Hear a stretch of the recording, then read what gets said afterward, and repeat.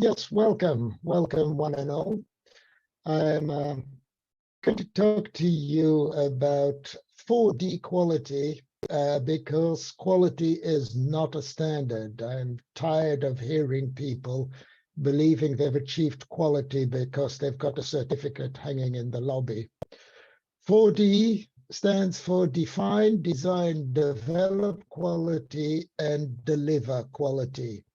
So it's pushing the concept further. The term quality is something that generally, in my experience, is never defined, designed, certainly not in quantifiable terms. We mostly speak about quality when complaining about its absence in some product or service. That's the first time that quality really comes on board. So I believe we need to start focusing quality right at the beginning of any design or development phase so that we can really build it. Before we start, a quick word on who am I. So I'll give an easy answer to that as to who am I if the screens catch up. My monitor here is not catching up with me. Right. The easy answer to who am I is I am me. Okay, that's the quick response. I am a public speaker. I have been speaking, lecturing, delivering workshops for many years. I have spoken at large conferences, at small conferences, at charities, in churches, in political debates. I'm very good at expressing my opinions. I have worked for a couple of decades as instructor, consultant, coach, teacher, analyzing businesses in order to help them identify their bad habits and improve the quality of their works. In my spare time, I am an amateur artist. That's not relevant for this talk. I am a theoretician. I am happy to admit that I am a theoretician. I have written 4 books, 2 of them on pragmatic implementation of ISO standards, 1 on an organizational structure, and my latest one on Vitruvian quality, which is about building quality in a systematic way. I was brought up in 3 languages, married someone who spoke a 4th language, speak several languages, and believe that language is critical in understanding how people think and therefore understanding their culture. I have lived in a number of different countries. I have worked on every continent except South America and Antarctica. I'm still hoping one day to get to South America, but I'm too old now for Antarctica. We'll get there. I have worked in one way or another for a large number of organizations, large and small, multinationals, tiny. The smallest organization I worked had 3 engineers. The largest one had several thousand software developers. So I'm excluding from that project managers, architects, and so on. I have used, understood, worked with, delivered, studied, been trained, been certified, trained others, audited, and even helped develop a number of standards, models, and frameworks. So I understand the basics about when I say quality is not a standard. So the first question we need to ask is, what is quality? And the answer to that is nobody knows. It's something we rarely talk about. There is no clear definition. It's promised, it's not defined, it's not designed, it's not measured. As an example of that, if you Google quality cars, you will come up with a vast number of different types of cars, of everything you could possibly consider as being a definition of a quality car. Some of them are a little bit bizarre. Some I've never seen on the roads. Some of them are obviously luxury. Some of them are very ordinary cars. So quality is just something we sell. When I ask organizations to define quality, I get a number of definitions. These are the most common definitions that I get when asking to define quality. And I tend to think of these in a French word, which is bullshitter. It's important because you need a clear definition of quality. If you don't define what quality is, you cannot measure it, achieve it. You don't know if you are going in the right direction. You don't know if you're progressing. You don't know what you've done. You certainly cannot demonstrate it. So I'll start off here with two quick definitions. Quality is satisfaction, and quality is happiness. They complete one another, but they're not quite the same thing. First of all, quality is a satisfied client. And I'm using the words clients and customer in this presentation interchangeably as if they meant the same thing. Clients are satisfied through good products and services, which are achieved through successful projects. Successful projects traditionally depend on good management, helping good people use good technology to perform good value-adding practices. So what does good mean is obviously the next question. We traditionally use the triangle of people, process, technology, so that to define the foundations of quality. This works on condition that you understand that process and technology are there to work together to support the people. People do the work. Process does not produce work. Technology does not produce work.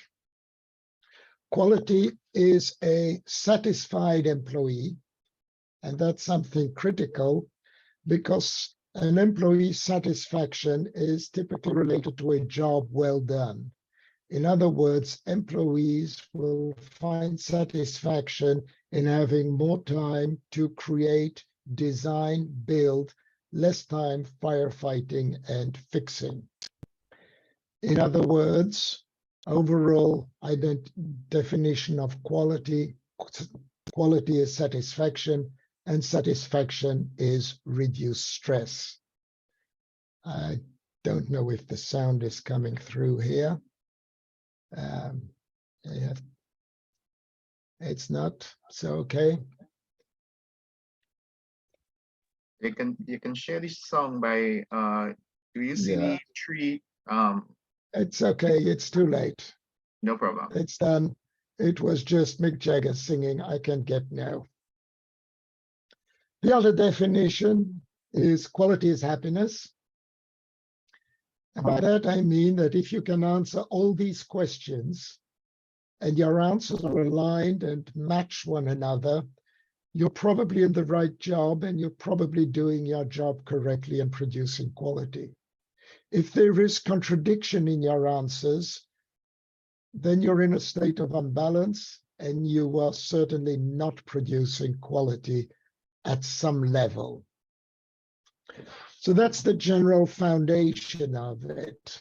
Of course, the big question is, why do we want to focus on quality? Why is it important?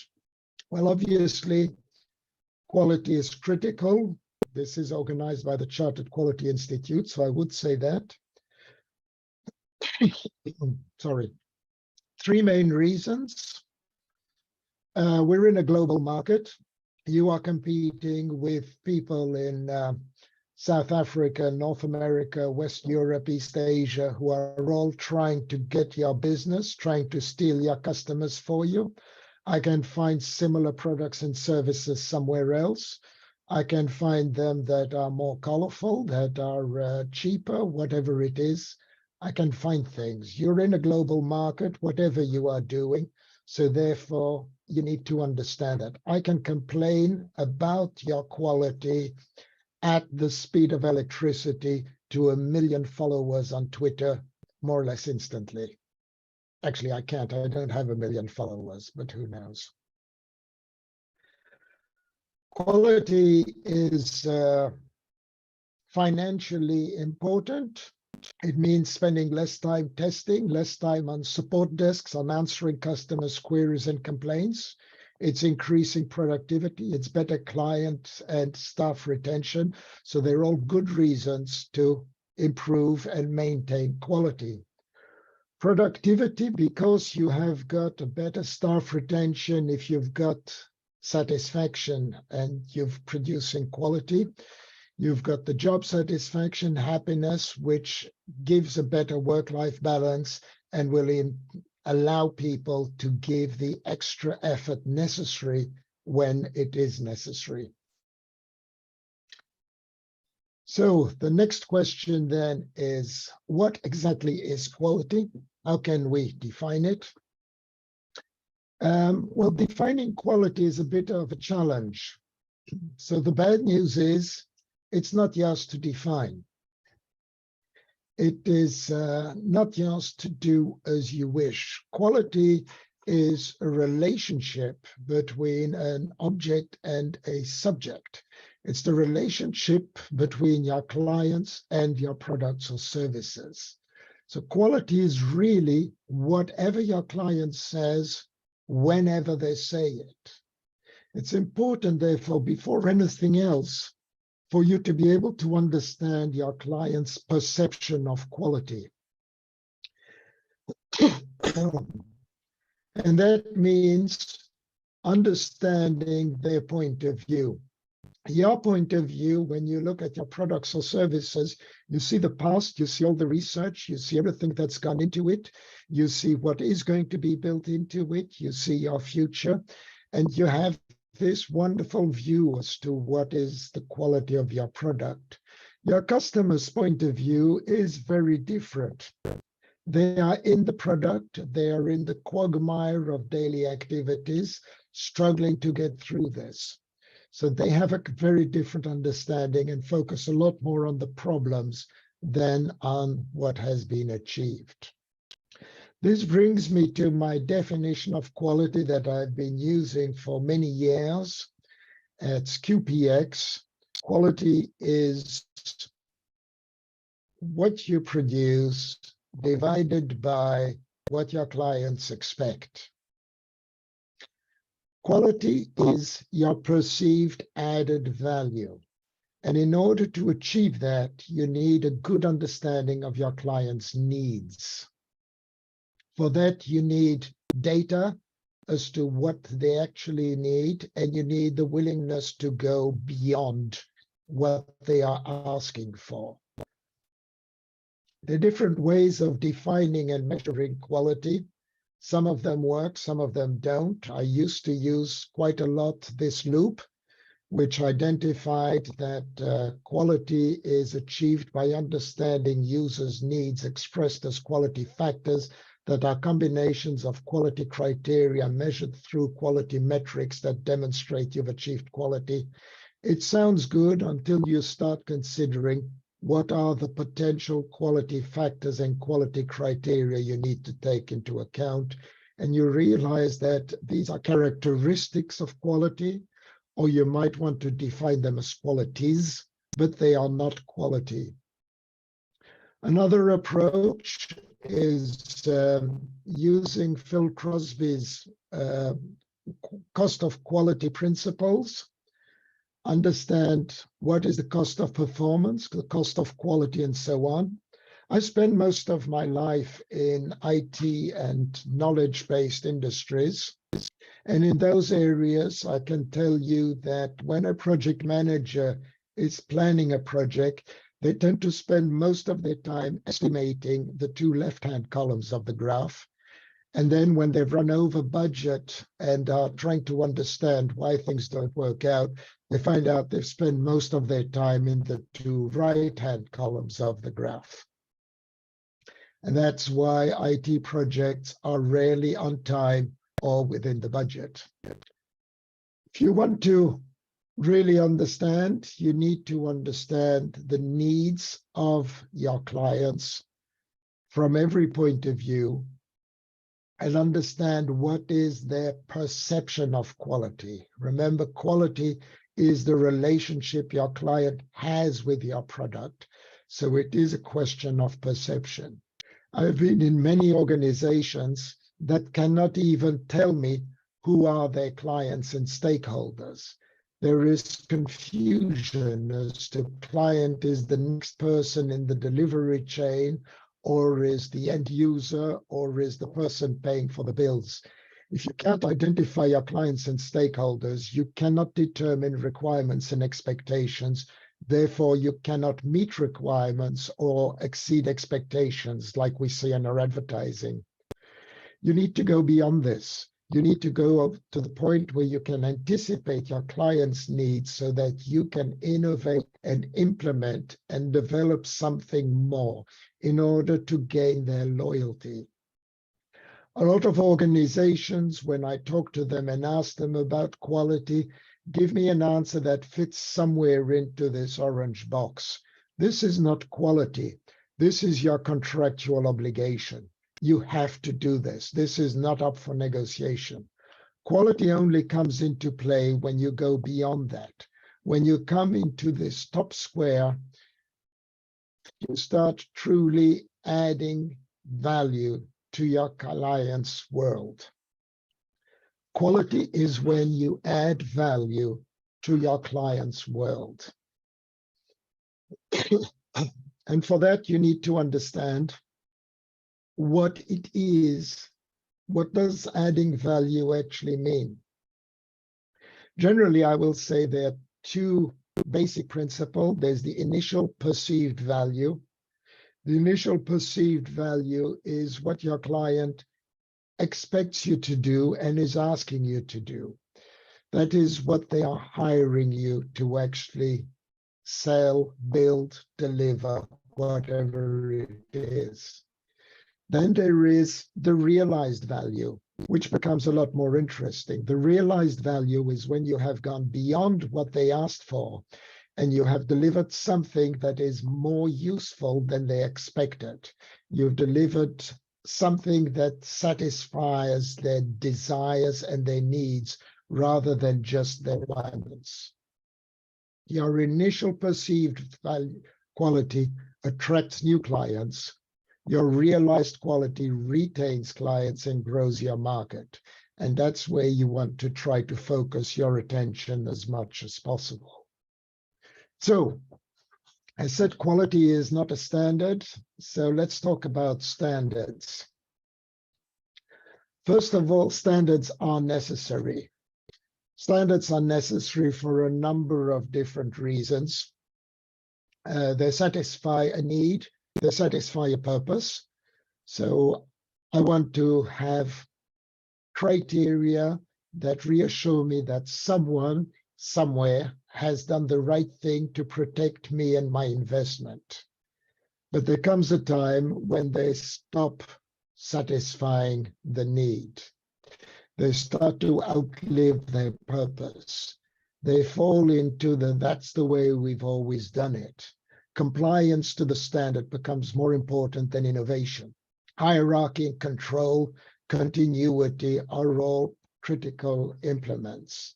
This goes back to some of Frederick Taylor's principles from over 100 years ago, in which he defined that standardization of methods has to be implemented in order to ensure people do their job. Frederick Taylor's principles are based on a paradigm that people are factors of production. And therefore, if you want to maximize production, you need to reduce variance.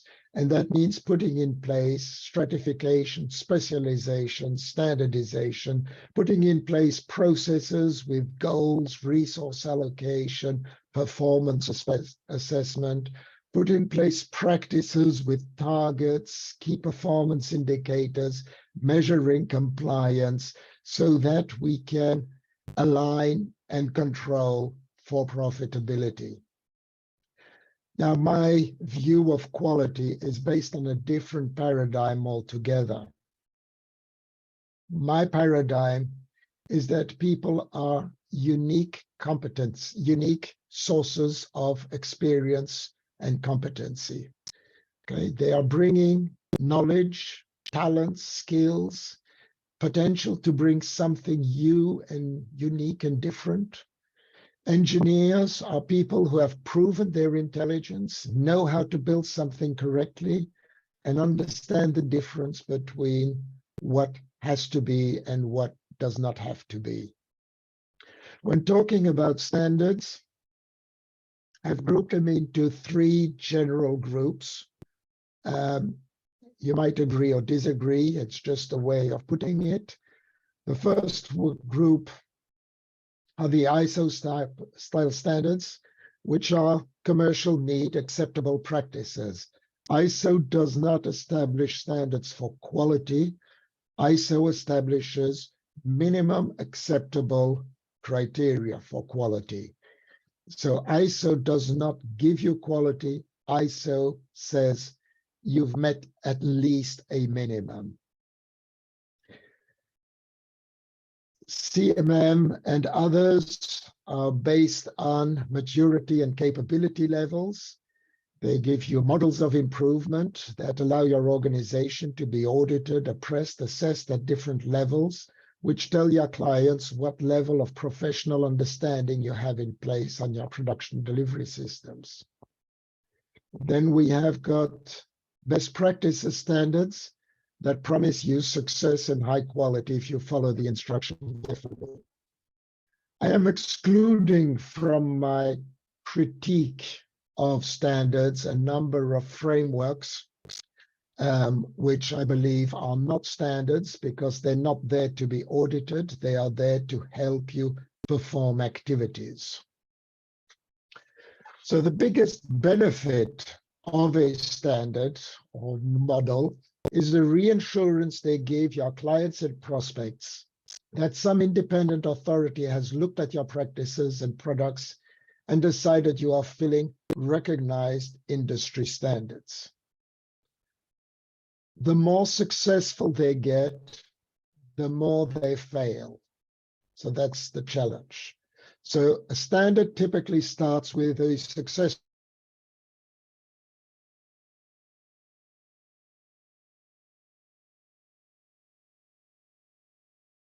Peter?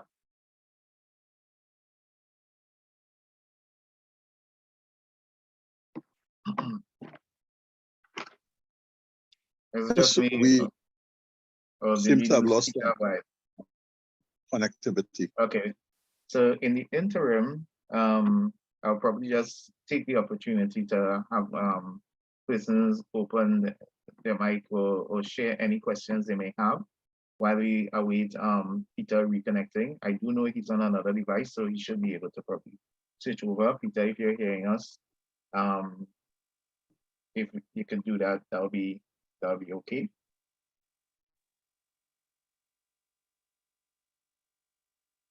But does anyone have any feedback or insights on what they have heard so far?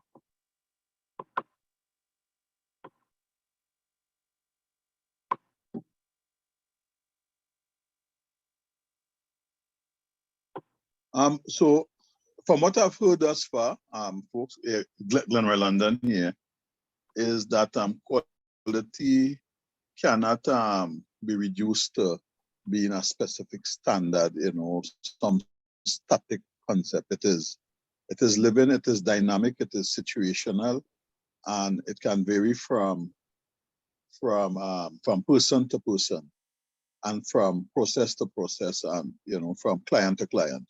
So it's a living thing, it's a living organism, right? That takes shape accordingly, appropriate to the needs and to the desires and wants and the light of various players, right? And I would also say that it is situational. So I would like to see quality as a process of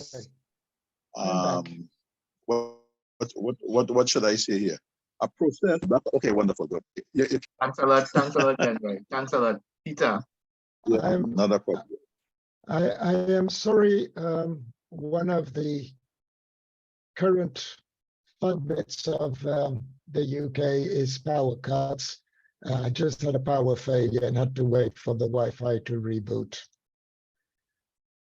So moving on. Management consultants come up with a good idea, with a good standard. Something happens. They write the book. They give the TED presentation. I've done that. They create the website. All is well. Auditors come in to check that you are following the standard correctly. Consultants come in to teach you how to satisfy the auditors. The consultants and the auditors are trained to be consultants and auditors, and in the standard, they don't know your business. They're not really interested in your business. They are trying to sell the standard and to prove that it works and to sell as much as possible. Most standards at this point lose the concept of measurements. I have seen the same metrics being used, exactly the same metrics from the same company being used by several different models to prove that their model works. Even Six Sigma, that promotes metrics and statistics, keeps on referring back to their two great success stories, General Electric and Motorola, both companies that have largely fallen out of favor since they implemented Six Sigma. And we get to the point where we are placing the proverbial cart before the horse. Sorry, you need to satisfy the auditor and you are forgetting the customer in the end.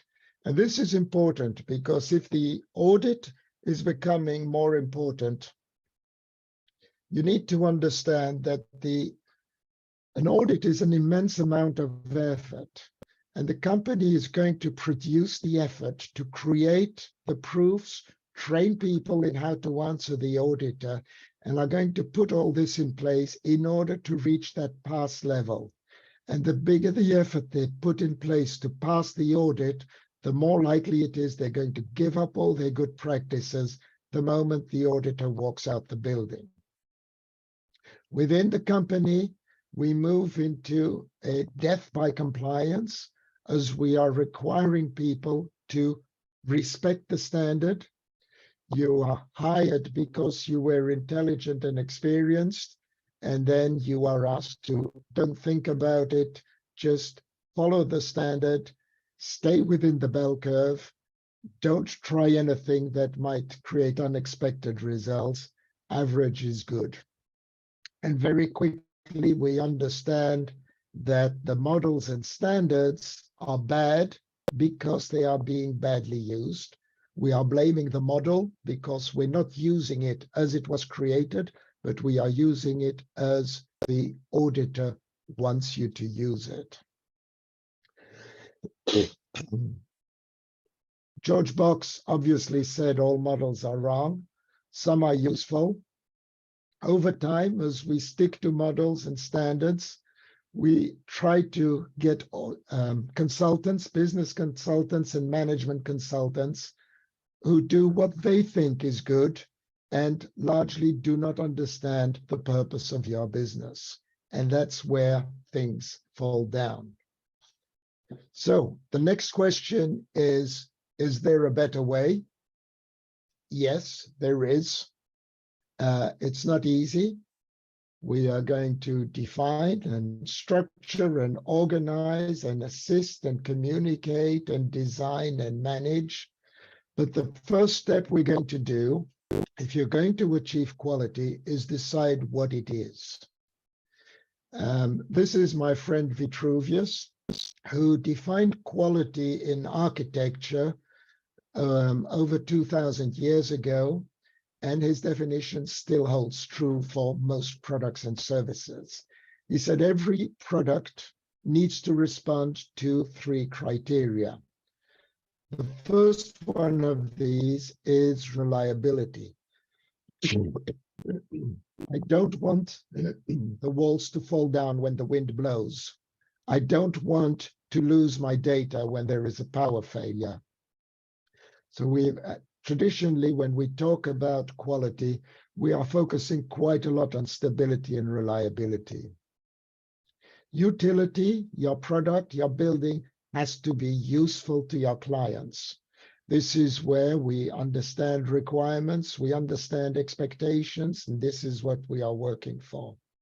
The third one is desirability, which is unfortunately too often forgotten. How do we make people want your product? What is the wow about it? Why do they want to come back to you and not look at the others?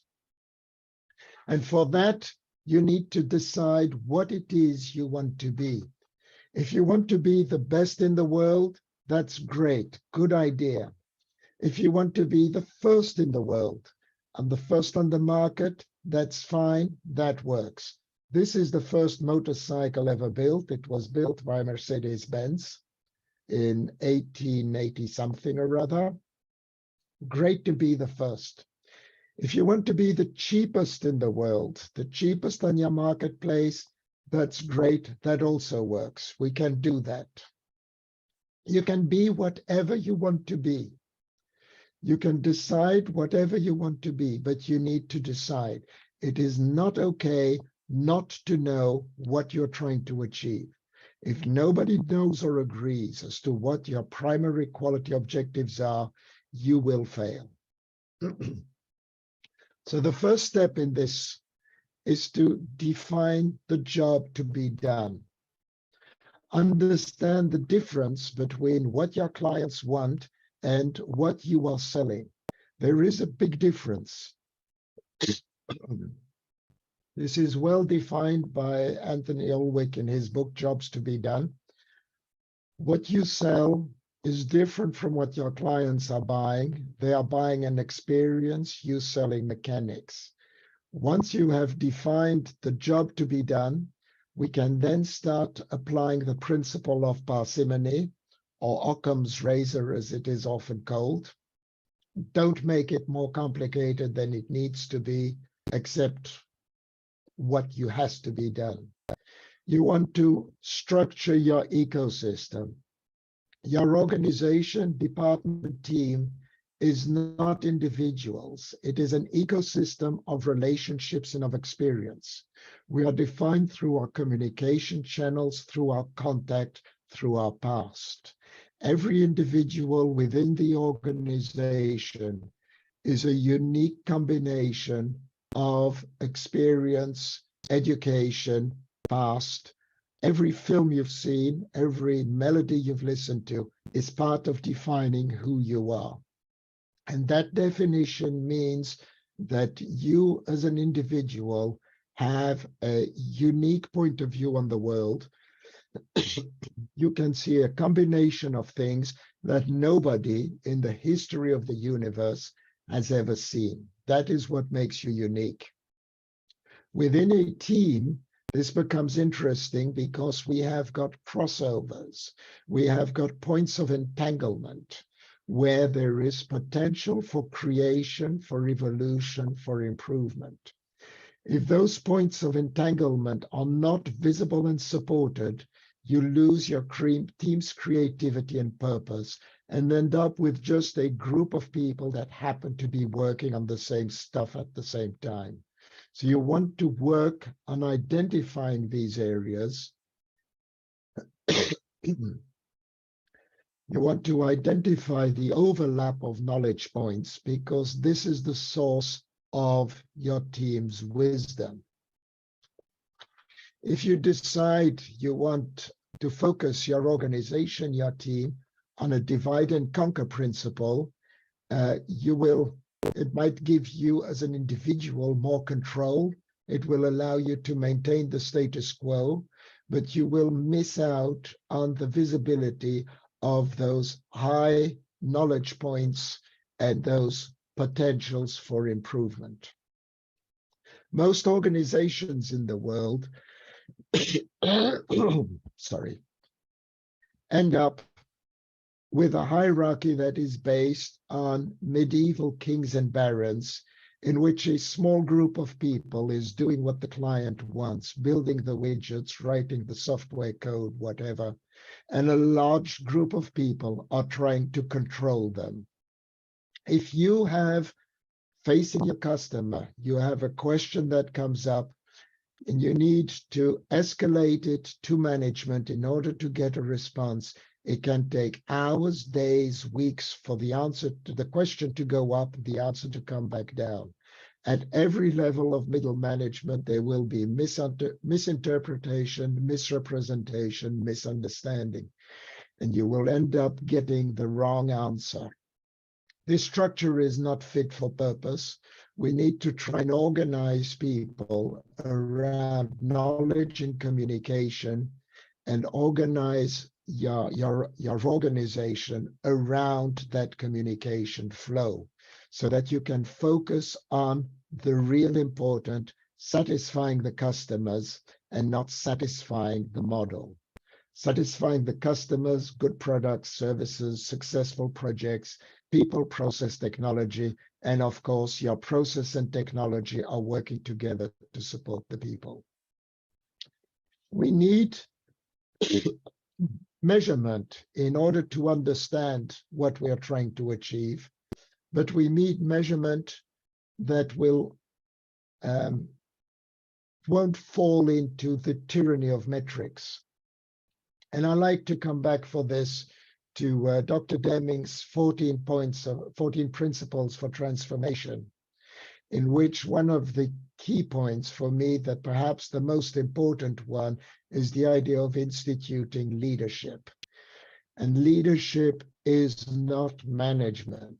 For me, leadership and management have got very different characteristics, very different roles, and are rarely done by the same person. I have never seen a good manager who's a good leader, or a good leader who's also a good manager. And leadership is important because it is becoming a substitute for your work standards and management by numbers, which we need to try to remove. And that includes satisfying standards and models. The problem with management by numbers, it sounds like a good idea, except people start focusing on achieving the number and not worrying about quality being delivered to the customer. And of course, the most important part of Deming is to make sure that people can take pride in workmanship. The next step you need to consider, which is more challenging, is what is the culture of your organization? What are the cultural aspects that you really want to promote? What is important for you within your organization? You cannot be everything. So you need to decide from a cultural point of view, what are your values? What do you stand for? And only at that point do I believe you can start considering to design the process. Once you have understood the principles of leadership, have established what are your cultural values that you don't want to negotiate, that you believe are important, now you can define the process. Based on that process, we can identify the responsibilities. That means we're going to have to create a flow chart that has got different roles and responsibilities and levels of authority defined. We need to decide who is going to do what, who has got the authority to decide and is accountable for the results, but you have to design it for collaboration. Once you understand that, then we can move into the management aspect, where, just a reminder, the role of management is not to manage, measure, or control. It's not to bully, dictate, or even to motivate.